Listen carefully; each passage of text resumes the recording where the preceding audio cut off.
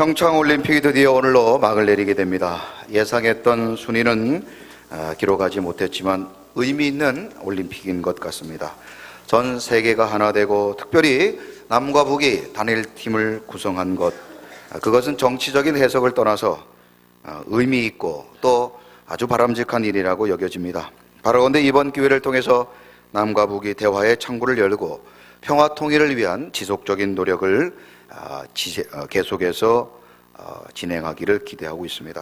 올림픽이 좋은 것은 정치나 이념 또 그런 시대적 상황을 뛰어넘을 수 있는 그런 축제의 장이라는 사실입니다. 남과 북이 하나 되고 스포츠의 정신 아래 모두가 하나 될 수 있는 이번 평창 동계올림픽이 큰 사고 없이 잘 마무리되고 있다는 것에 대해서 먼저 하나님께 감사를 드리고 또 수고하신 모든 분들에게 박수를 보내고 싶습니다. 어제 마친 재직 수련회 역시 하나님께서 우리에게 핏값 주고 사신 교회를 섬기도록 재직을 불러주심에 감사하여서 1박 2일 동안 광양 100주년 기념관에서 마치 평창 올림픽을 하듯이 열심히 이렇게 말씀을 듣고 또 은혜를 받았습니다. 최고의 강사, 최고의 시설, 최고의 준비는 아니지만 우리가 할 수 있는 최선을 하나님께 드리는 시간이었습니다. 무엇보다 감사한 것은 이번 재직 수련회를 참석하신 분들이 마지막 시간에 마중물이 되겠다 그런 다짐을 했습니다. 여러분 마중물 아십니까? 마중물이라는 단어는 맞이하는 물이다 라는 뜻을 가지고 있는데요, 제가 살았던 시골 같은 경우는 수도시설이 잘 갖추어져 있지 않기 때문에 동네에서 큰 우물을 사용했었는데 어느 날 각 집마다 여러분 보시는 것처럼 펌프를 하나씩 집에 공급해 주었습니다. 하도 신기해서 하루 종일 여기다가 물장난을 치던 그런 생각이 납니다. 그런데 이렇게 낮에 물장난을 치다가 밤이 되고 또 아침이 돼서 이렇게 펌프를 움직여 보면 물이 나오지 않습니다. 그럴 때 턱 마른 그 펌프에다가 물을 붓고 이렇게 펌프질을 하다 보면 그 바짝 말라있던 그 펌프에 물이 올라오는 그런 경우를 보게 됩니다. 그때는 잘 몰랐는데 그 펌프에 말라있던 그 펌프에 붓는 물을 뭐라고 불러요? 마중물이다 그렇게 불러요. 마중물을 붓고 나면 말랐던 펌프에서 맑은 물이 콸콸 흘러 넘쳐 나오는 것처럼 이번 재직 수련회를 참석하신 모든 재직들이 부흥의 마중물, 기도의 마중물, 헌신과 봉사의 마중물이 되겠다고 다짐했다는 사실입니다. 저는 뿐만 아니라 오늘 이곳에 계신 저와 여러분들도 동일한 축복의 마중물이 되어서 여러분들 때문에 교회가 잘 되고 여러분들 때문에 가문이 잘 되고 여러분들 때문에 자손들이 잘 되는 그런 축복의 마중물이 되기를 주님의 이름으로 축원합니다. 너는 담장 너머로 뻗은 나무 가지에 푸른 열매처럼 하나님의 귀한 축복이 삶에 가득히 넘쳐날 거야. 너는 어떤 시련이 와도 능히 이겨낼 강한 발이 있어. 전능하신 하나님께서 너와 언제나 함께 하시니. 옆 사람 보고 찬양합니다. 너는 하나님의 사랑, 아름다운 하나님의 사랑. 나는 널 위해 기도하며 내 길을 축복할 거야. 너는 하나님의 선물, 사랑스러운 하나님의 열매, 주의 품에 꽃 피운 나무가 돼. 너는 하나님의 사랑, 너는 하나님의 사랑, 아름다운 하나님의 사랑. 나는 널 위해 기도하며 내 길을 축복할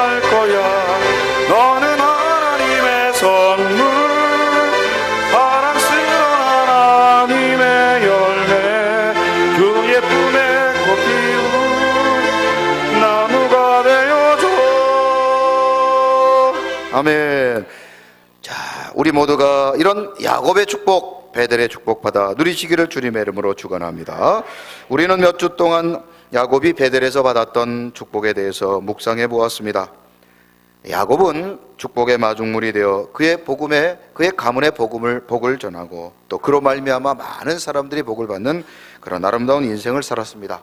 바라온데 우리 서광의 모든 성도님들도 올 한 해 반드시 베델로 올라가 베델의 복을 받으시고 또 축복의 마중물이 되어서 여러분들 때문에 많은 사람들이 가문이 자손들이 복을 받는 그런 축복의 주인공들 꼭 되시기를 주님의 이름으로 축원드립니다. 자, 오늘은 야곱이 베델에서 받았던 그 세 번째 복에 대해서 묵상해 봅니다. 자, 다 같이 오늘 본문 12절 말씀을 읽어 보십니다. 시작. 내가 아브라함과 이삭에게 준 땅을 내게 주고 내가 내 후손에게도 그 땅을 주리라 하시고. 아멘. 중학교를 막 들어가게 되면 국어 시간에 배우게 되는 문법 가운데 점층법이라는 문법이 있습니다. 이 점층법이라는 문법은 마치 계단을 오르듯 점점점 더 크고 강하고 그리고 깊게 강조할 때 사용하는 방법입니다. 예를 들어 김수영이라는 시인의 눈이라는 시를 보면은 이 점층법을 사용하고 있다는 사실을 발견하게 됩니다. 눈은 살아있다. 떨어진 눈은 살아있다. 마당에 떨어진 눈은 살아있다. 이렇게 점점 다른 방향 또 더 넓은 방향으로 이렇게 문법적인 표현을 사용할 때 사용하는 것이 바로 점층법입니다. 또 이양하 시인의 실록 예찬에 보면 이 점층법이 잘 사용되고 있습니다. 실록은 먼저 나의 눈을 씻고 나의 가슴을 씻고 다음에 나의 마음 모든 구석구석을 하나하나 씻어낸다. 자, 이게 무슨 법을 사용한 거라고요? 점층법. 자, 그런데 오늘 성경을 읽어보다 보니 마치 하나님께서 야곱에게 복을 주실 때도 마치 이 점층법을 사용하신 것처럼 점점점 크고 놀라운 복을 주시다라는 것을 발견하게 됩니다. 하나님은 먼저 야곱이 베들로 올라왔을 때 가장 먼저 그의 이름을 바꾸어 불러주십니다. 그의 이름이 야곱이었지만 그를 이스라엘이라 불러주셨습니다. 남의 발뒤꿈치 잡고 남을 속이고 남을 짓누르고 살아가며 몸부림쳐 복을 받겠다고 살아갔던 야곱의 인생을 이제는 이스라엘이라고 부르고 계십니다. 이스라엘이라는 이름은 하나님이 복 주신다. 자기가 그렇게 노력하고 남의 발뒤꿈치 잡고 남을 참으로 속이지 않아도 복을 받을 수 있는 축복의 인생이 되었다는 그런 본질적인 변화를 그런 베델에서 누리게 됩니다. 뿐만 아니라 하나님은 그의 이름을 바꾼 것으로 그치지 아니하시고 지난주에는 야곱에게 두 번째 복을 주셨는데 그 복이 바로 생육과 번성의 복이었습니다. 오늘날 부모님들이 그토록 노력하고 애쓰는 이유는 다 누구 잘 되라고 하는 거죠? 자식들, 우리 자녀들 잘 되라고 애쓰고 노력하는 것 아니겠습니까? 그런데 하나님은 베델로 올라갔던 야곱에게 바로 후손들의 생육과 번성의 복을 주시도록 하나님께서 베델에서 복을 주셨다는 사실입니다. 하나님은 베델로 돌아온 야곱에게 그의 후손에게 이 번성과 생육의 복을 주셨다는 사실입니다. 자식들이 잘 되고 자식들이 성공하고 자식들이 생육하고 번성하는 것보다 더 큰 복이 어디 있겠습니까? 본문 11절에 보면 그 후손들이 민족을 이루고 그 민족들 후손들 가운데는 왕들이 나올 것이라고 기록하고 있습니다. 이는 야곱의 후손들 가운데 이스라엘의 역대 왕들이 나올 것을 이야기함과 동시에 왕 중의 왕이신 예수 그리스도께서 나실 것을 예언하고 있는 것입니다. 여러분, 야곱의 인생을 한번 보십시오. 야곱이 그의 후손들 가운데 왕이 나오고 그의 후손 가운데 메시아이신 예수님이 나오셨다. 여러분, 이런 복이 어디 있겠습니까? 우리 서광의 모든 성도님들 이런 야곱의 복을 받으시기를 주님의 이름으로 축원합니다. 자, 그렇다면 야곱이 베델에서 받았던 세 번째 복은 무엇인가? 자, 오늘 본문 12절을 스크린을 보시면서 다시 한번 크게 한번 읽어봅니다. 시작. 내가 아브라함과 이삭에게 준 땅을 내게 주고 내가 네 후손에게도 그 땅을 주리라 하시고. 아멘. 세 번째 야곱이 베델에서 받았던 복은 한번 따라해 보시죠. 땅의 복입니다. 베델에서 받았던 세 번째 복은 땅의 복입니다. 하나님께서는 베델에 올라온 야곱에게 그의 이름을 바꾸어 주시고 이제 생육과 번성의 복을 주시겠다고 약속하신 이후 현실적이고 그리고 가장 확실한 복인 땅의 복을 주시겠다고 말씀합니다. 지난주에도 말씀을 드렸지만 복 받은 사람 하면 떠오르는 사람이 있는데 바로 아브라함과 이삭일 것입니다. 아브라함은 아무튼 대단한 사람인 것 같습니다. 아브라함은 이래도 복을 받고 저래도 복을 받습니다. 아브라함은 어떻게 복을 받았다고요? 이래도 복을 받고 저래도 복을 받고. 우리 서광의 성도님들도 이래도 복을 받고 저래도 복 받으시기 바랍니다. 여러분, 아브라함은요 가만히 있어도 복을 받았습니다. 가만히 있어도 복을 받았어요. 어느 날 천사들이 자신의 집으로 찾아왔어요. 하필이면 다른 집으로 가도 되는데 그 천사들이 누구 집으로 와요? 누구 집으로 와요? 아브라함의 집으로 와요. 아브라함의 집으로. 여러분, 복 있는 사람들은 이렇게 살게 되는 줄로 믿습니다. 천사들이 아브라함에게로 와요. 그리고는 그냥 왔다 가는 것이 아니라 복을 주십니다. 자식 낳지 못했던 아브라함에게 때가 되면 자식을 얻게 될 것이라는 약속을 얻게 되죠. 뿐만 아니라 아브라함은요 실수를 많이 합니다. 실수를 많이 해요. 자기 아내를 누이라고 속입니다.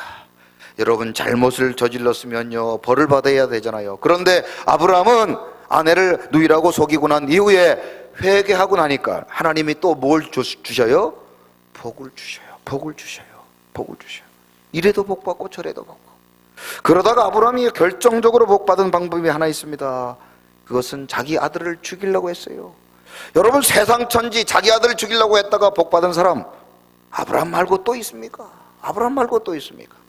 하나님이 번제를 드리라고 해서 칼을 들고 아들을 죽이려고 했을 때 하나님은 아브라함을 말리시고 그 아브라함의 믿음을 보시고 복을 주셨다는 사실입니다. 우리 서광의 성도님들도 이래도 복 받고 저래도 복 받는 복된 인생 되시기를 주님의 이름으로 축원합니다. 자, 그런데요 부전자전이라고 아브라함만 복 받는 것이 아닙니다. 그 아들 이삭도 만만치 않습니다. 만만치 않아요. 모든 사람이 불경기라, 모든 사람이 흉년이라, 모든 사람이 굶어 죽고 있던 그때에도 이삭은 농사를 해서 몇 배의 복을 받았답니까? 100배의 복을 받았대요. 100배의 복을 받았대요. 여러분, 안 놀랄 줄 알았어요? 제가 안 놀랄 줄 알았어요. 제발 좀 놀라시기 바랍니다. 다시 한번 해봐요. 이삭은 농사 지어서 100배나 받았답니다. 예? 여러분, 한 배, 두 배도 아니고 여러분 100배. 우리 서광의 성도님들도 이런 100배의 복을 받으시기를 주님의 이름으로 축원합니다. 예, 여러분 얼마나 감사한 일입니까? 뿐만 아니라 이삭은요 파기만 하면 물 나와요. 파기만 하면 뭐 나온다고요? 물이 나와요. 어떤 사람은 파기만 하면 돌이 나오고 어떤 사람은 파기만 하면 돌이 뭡니까? 바위가 나오는 사람들도 있어요. 뭘 해도 안 되는 사람들이 있습니다. 그런데 이삭은 하기만 하면 손을 대어서 뭘 하기만 하면 터지는 거예요. 터지는 겁니다. 여러분, 사막에서 물을 찾는 것은요 기름을 찾는 것보다 더 귀한 일입니다. 그래서 여러분들 이 중동 지역에 있는 사람들은 그 비싼 기름을 팔아다가 뭘 사 먹어요? 물 사 먹는다니까요. 그런데 이삭은 아무튼 꽃갱이 들고 딱 첫 꽃갱이질을 했다면 뭐가 나옵니까? 물이 나오는 겁니다. 여러분, 이왕 복을 받으려면 아브라함과 같이 이삭과 같이 복 받으시기를 주님의 이름으로 축원합니다. 올 한 해 우리 서광의 성도님들 이왕이면 아브라함의 복, 이삭의 복을 받으시기를 주님의 이름으로 축원합니다. 어떤 사람들은 이런 얘기하면은요 무슨 기독교가 기복신앙이냐고. 예, 맞습니다. 기독교는 복의 신앙이에요. 여러분, 예수 믿고 구원받고 하나님이 우리에게 복 주시기를 원하신다는 사실을 믿으시기 바랍니다. 하나님이 우리에게 성경을 아무리 찾아봐요 언제 우리에게 고난을 주고 저주를 주시겠다는 적이 어디 있는지. 우리가 불순종하고 우리가 어리석고 우리가 미련해서 여러분 저주받고 실패하고 넘어질 뿐이지 하나님은 우리에게 원래 복 주시기를 원하시는 줄로 믿으시기 바랍니다. 우리에게 생명나무 주시고 우리에게 복을 주시고 우리에게 형통을 주시는 줄로 믿습니다. 그래서 우리는 언제나 복을 사모해야 됩니다. 믿음의 사람은 절망 중에서도 낙심하지 않을 뿐이지 우리가 절망을 사모하고 저주를 사모해서는 되지 않습니다. 언제나 축복을 사모하고 축복의 주인공 되시기를 주님의 이름으로 축원합니다. 그런데 오늘 본문에 보면 하나님께서 아브라함과 이삭에게 주셨던 복 가운데 그 중에 땅의 복을 야곱에게 주시겠다고 약속하십니다. 야곱뿐 아닙니다. 야곱과 그의 후손들에게까지도 땅을 주시겠다고 약속하셨어요. 여러분, 이스라엘의 역사는 땅의 역사와 아주 밀접한 관계를 가지고 있습니다. 이 땅이라는 히브리어 단어는 신약은 아예 볼 필요도 없고 구약에서만 2504번째, 주야 다시 2504번째 땅을 히브리어로 구약에서 몇 번이나 사용하고 있다고요? 2500번이 넘게 사용한다는 거예요. 여러분은 뭘 들으면 놀라십니까?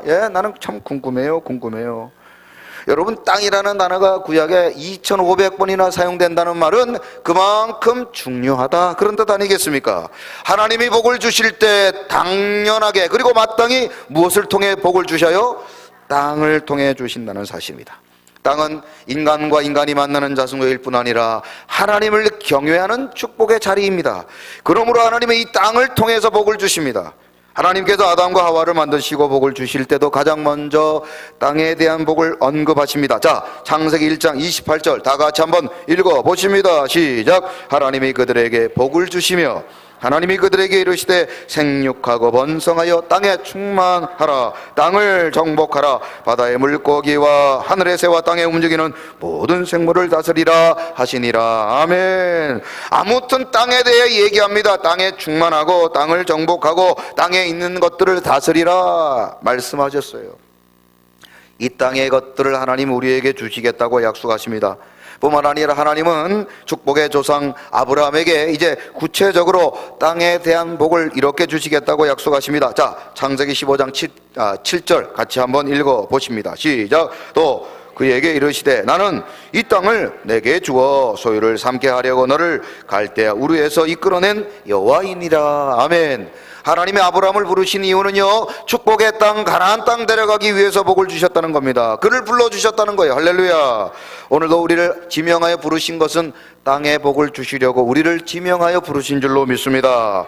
뿐만 아니라 하나님은 아브라함의 아들 이삭에게도 복을 주십니다. 어떤 복을요? 자, 창세기 26장 2절 3절입니다. 시작. 여호와께서 이삭에게 나타나 이르시되 애굽으로 내려가지 말고 내가 내게 지시하는 땅에 거주하라.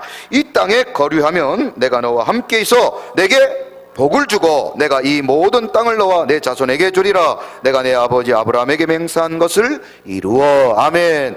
땅을 통해 복을 주고 땅을 통해 자손들이 복을 받고 땅에 복을 주시겠다고 아브라함과 이삭에게 약속하셨다는 사실입니다.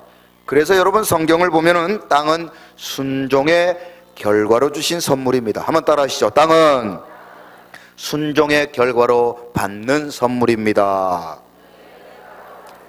자, 신명기 15장 4절 5절 한번 읽어보죠. 시작. 내가 만일 내 하나님 여호와의 말씀만 듣고 내가 오늘 내게 내리는 그 명령을 다 지켜 행하면 내 하나님 여호와께서 내게 기업으로 주신 땅에서 내가 반드시 복을 받으리니 너희 중에 가난한 자가 없으리라. 아멘.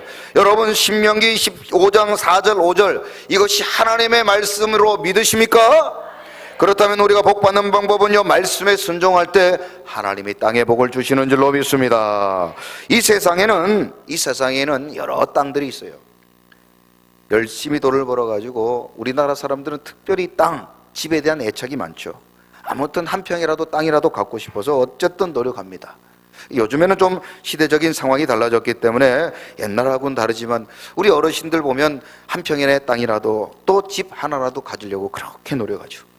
열심히 돈을 모아서 드디어 땅을 삽니다. 그런데 너무 바빠서 그만 그 땅을 잘 보지 못하고 그냥 공인중개사에게 부탁을 하고 좋은 땅 좀 사주십시오 부탁을 하고는 계약서에 사인을 하고 이제 돈을 다 지불했습니다. 이제 시간이 나서 드디어 그 땅에 갔습니다. 그런데 땅에 갔는데 온통 돌짝밭이다. 여러분, 기분이 좋겠습니까? 화가 나겠습니까? 여러분들은 그 돌을 팔아서 돈 벌 생각으로 별로 그렇게 화가 안 나시는 모양이에요. 보통 사람 같으면 그냥 내가 샀던 땅에 돌이 많다 그러면 화가 날 만도 할 겁니다. 마찬가지입니다. 여러분, 이 땅 가운데도 젖과 꿀이 흐르는 땅이 있는 반면에 돌짝밭 그리고 가시덩굴이 무성한 그런 땅도 있다는 사실입니다. 하나님 앞에 말씀에 순종하는 자에게는 젖과 꿀 흐르는 땅과 돌짝밭 중에 어떤 땅을 하나님이 주실까요? 젖과 꿀을 흐르는 땅을 주시는 줄로 믿습니다. 자, 신명기 6장 3절 같이 한번 읽어봅니다. 시작. 이스라엘아 듣고 삼가 그것을 행하라. 그리하면 내가 복을 받고 내 제사장들의 하나님 여호와께서 내게 허락하심 같이 젖과 꿀이 흐르는 땅에서 내가 크게 번성하리라. 아멘. 여러분, 젖과 꿀이 흐른다는 말은 한번 따라하세요. 좋은 것을 주십니다. 옆 사람 보고 이렇게 축복해봐요. 지금 막 그냥 쓰러질라고 그래. 옆 사람 보고 이렇게 축복해봐요. 순종하면 좋은 것을 주십니다. 할렐루야. 그렇습니다. 하나님은요, 순종하는 자에게 그냥 주시지 않고 돌짝밭, 가시덩굴, 넝굴 그런 나무 그런 땅 주시지 않고 어떤 땅을 주신다고요? 좋은 땅을 주신다니까요. 좋은 땅을 주신다니까요. 여러분, 이 땅 가운데 가장 좋은 땅이 어디입니까? 이 땅에서 제일 좋은 땅 어디예요? 여수 땅요? 예, 여수도 좋은 땅이죠. 그러나 여수보다 더 좋은 땅이 하나 있어요. 거기가 바로 에덴 동산입니다. 에덴 동산. 하나님이 천국 같은 가정, 천국 같은 곳으로 에덴 동산을 아담과 하와에게 선물로 주셨어요. 땅을 선물로 주셨다니까요. 그런데 그곳에서 순종하지 아니하고 불순종합니다. 불순종했던 아담과 하와는 에덴에서 쫓겨나게 되는 것입니다. 여러분, 우리 사랑하는 사랑의 모든 성도님들, 올 한 해 반드시 베델로 올라가 땅의 복을 받으시기 바랍니다. 그러나 그 받은 복도 불순종하며 뺏긴다는 사실을 기억하시고 절대로 여러분 받은 복 빼앗기지 않는 믿음의 성도님들이 다 되시기를 주님의 이름으로 축원합니다. 야곱은 베델로 올라가 빼앗긴 땅의 복을 회복합니다. 자신뿐 아니라 그의 후손들이 그 복을 받게 되지요. 얼마나 감사한 일입니까? 여러분 기억하시기 바랍니다. 베델로 올라가면 땅의 복을 받습니다. 한번 따라 합시다. 베델로 올라가면 땅의 복을 받습니다. 아담과 하와가 빼앗겼던 그 땅의 복을 이제 야곱이 베델에서 받게 되었다는 사실이죠. 야곱이 베델에서 받은 이 땅의 복은 1차적으로 야곱과 그의 후손들이 들어가게 될 가나안 땅을 의미하게 되는 것입니다. 아브라함도 이삭도 야곱도 다 유리방황하던 인생들이었습니다. 정착하지 못했었어요. 그러나 하나님은 이제 야곱에게 베델에서 약속하십니다. 이제는 유리방황하지 말아라. 이제는 내가 젖과 꿀이 흐르는 땅을 내게 주리라. 자, 출애굽기 3장 8절입니다. 자, 이 약속이 어떻게 성취되었는지 시작. 내가 내려가서 그들을 애굽인의 손에서 건져내고 그들을 그 땅에서 인도하여 아름답고 광대한 땅, 젖과 꿀이 흐르는 땅, 곧 가나안 족속, 헷 족속, 아모리 족속, 브리즈 족속, 히위 족속, 여부스 족속 지방에 데려가로 하노라. 아멘. 하나님이 이스라엘 백성 데리고 어디로 가시겠다고요? 젖과 꿀이 흐르는 가나안 땅으로 데려가시겠다는 겁니다. 하나님께서 베들에서 야곱에게 하셨던 그 약속을 이제 출애굽기에 와서 성취하신다는 것입니다. 하나님의 말씀에 순종한 자들, 그래서 야곱의 후손들은 그 베델에서 받았던 그 땅의 복을 이제 실질적으로 받게 되었다는 사실입니다. 이 얼마나 감사한 일입니까? 유리방황하던 인생들이 이제는 축복의 땅, 젖과 꿀이 흐르는 땅을 받게 되었으니 얼마나 감사한 일입니까? 그런데 이 복을 어디서 받았다고요? 베델에서 받았다는 사실입니다. 우리 서광의 성도님들도 올 한 해 베델로 올라가셔서 이 놀라운 축복을 받아 누리시기를, 뿐만 아니라 저와 여러분 아니라 우리 자녀들도 이 복을 받아 누리는 그런 축복의 주인공들이 되기를 주님의 이름으로 축원합니다. 자, 그렇다면 야곱은 그렇게 축복의 땅 가나안 땅을 약속으로 받았는데 우리는 어떻게 되냐는 겁니다. 우리가 야곱은 그 복을 받았는데 우리 지금 여수에 살고 있는 우리는 베델로 올라가면 이 땅을 받는다는 게 저 뭐 돌산 2만 평을 준다는 건지, 아니면 저 여수시청 땅을 준다는 건지, 이게 도대체 어떻게 우리가 적용을 해야 될 것인가 궁금하지 않으십니까? 한번 따라해 보세요. 궁금해요. 여러분 궁금해하죠. 야곱은 땅을 실질적으로 가나안 땅을 받았는데 그러면 우리는 가나안 땅이 어디 있느냐는 겁니다. 여러분 다 비행기 타고 지금 이스라엘로 가야 됩니까? 아니면 어디 여러분 돌산이나 여수를 찾아다니면서 주인 없는 땅 찾아가지고 이 땅 내 거 이렇게 해야 되냐? 여러분 궁금하지 않습니까? 과연 베델에서 하나님이 주시겠다고는 이 땅의 복이 구체적으로 무엇을 의미하는 것인가? 이 땅에서 땅 한 평 없는 우리 인생들이 과연 하나님께서 주신 이 땅의 복이 과연 무엇인가? 이 베델에서 받게 되는 땅의 복이 무엇인지를 알아야 될 거 아니겠습니까? 앞서 말씀드렸던 것처럼 성경에서는 땅은 순종의 결과로 받는 선물이라고 그랬어요. 다시 한번 복습해 볼까요? 땅은 순종의 결과로 받는 선물입니다.